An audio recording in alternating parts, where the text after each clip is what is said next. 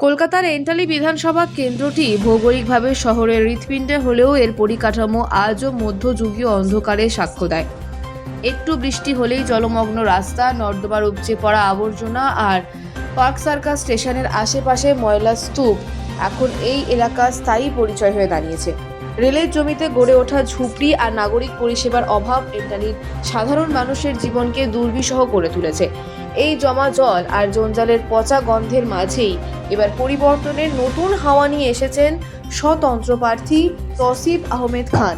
University of Sheffield থেকে আইন পাশ করে আসা এই উচ্চ শিক্ষিত তরুণ বর্তমানে বাংলার রাজনৈতিক মহলে এক চর্চিত নাম।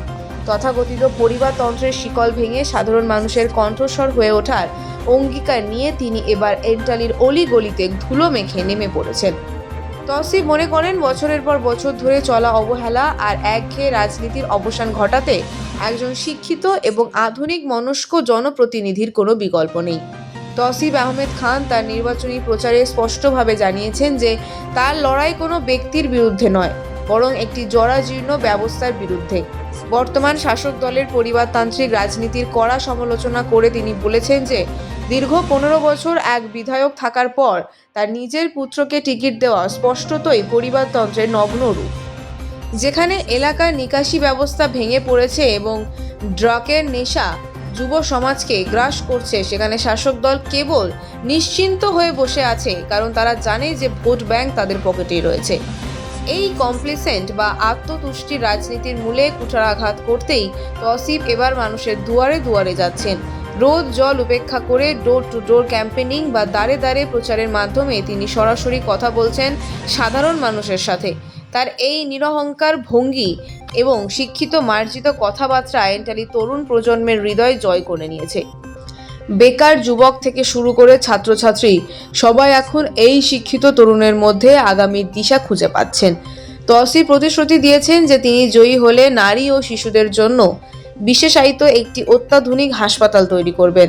একই সঙ্গে SIR প্রক্রিয়ায় যাদের নাম ভোটার তালিকা থেকে ষড়যন্ত্রমূলকভাবে বাদ দেওয়া হয়েছে তাদের জন্য পূর্ণাঙ্গ আইনি সহায়তা দেওয়ার অঙ্গীকার করেছেন তিনি। পেশায় লড়াকু এই আইনজীবী মনে করেন, কেবল স্লোগান দিয়ে উন্নয়ন হয় না, এর জন্য প্রয়োজন প্রশাসনিক প্রজ্ঞা এবং আন্তরিক সদিচ্ছা। তার 10 দফা ইস্তেহারে রয়েছে বন্ধ হয়ে যাওয়া কর্পোরেশন স্কুলগুলো পুনরায় চালু করা এবং ইংরেজি, উর্দু ও বাংলা 3 ভাষার সমান গুরুত্ব সম্পূর্ণ আধুনিক শিক্ষা প্রতিষ্ঠান গড়ার পরিকল্পনা। এন্টালির ঐতিহ্যের সঙ্গে মিশে থাকা চটি শিল্প আজ ধুঁকছে। কারিগররা কাজ হারিয়ে ভিন রাজ্যে পাড়ি দিচ্ছেন। তৌসিফ এই শিল্পের পুনরুজ্জীবন ঘটিয়ে স্থানীয় স্তরে কর্মসংস্থানের স্বপ্ন দেখছেন। তিনি ডোর টু ডোর প্রচারে গিয়ে মানুষের সমস্যার কথা ডায়েরিতে লিখে রাখছেন এবং সমাধানের আশ্বাস দিচ্ছেন।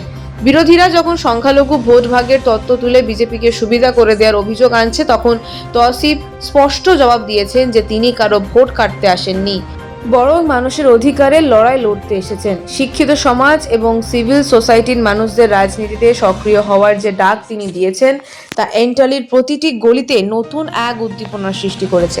তিনি বিশ্বাস করেন যে হার্ডওয়ার্ক বা কঠোর পরিশ্রমের কোনো বিকল্প নেই। এই বিগত কয়েকদিনে মানুষের বাড়ি বাড়ি গিয়ে তিনি যে অভাবনীয় সাড়া পেয়েছেন তা ভোটের বাক্সে প্রতিফলিত হবেই।